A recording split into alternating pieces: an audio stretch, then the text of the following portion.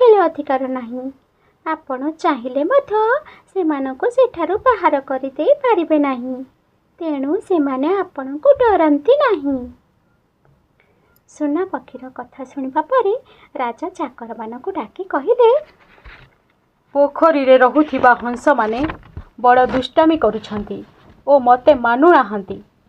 ତୁମେ ସବୁ ଏହି କ୍ଷଣି ଯାଇ ସେମାନଙ୍କୁ ମାରିଦିଅ ଓ ମଲା ହଂସମାନଙ୍କୁ ମୋ ପାଖକୁ ନେଇ ଆସ।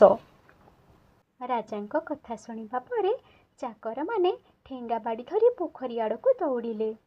ରାଜାଙ୍କ ଲୋକମାନେ ଠେଙ୍ଗା ବାଡ଼ି ନେଇ ପୋଖରୀ ଆଡ଼େ ଆସୁଥିବା ଗୋଟାଏ ବୁଢ଼ା ହଂସ ଦୂରରୁ ଦେଖିନେଲା। ସେ ହଂସମାନଙ୍କୁ ଡାକି କହିଲା, ଆରେ ଶୀଘ୍ର ଏଠାରୁ ପଳାଇ ଚାଲ। ରଜା ଘର ଚାକରମାନେ ଆମକୁ ମାରିବାକୁ ଆସୁଛନ୍ତି। ଏଠାରେ ରହିଲେ ଆମେ ସମସ୍ତେ ମାଡ଼ ଖାଇ ମରିବା। ଚାଲ ଆଉ ଏକ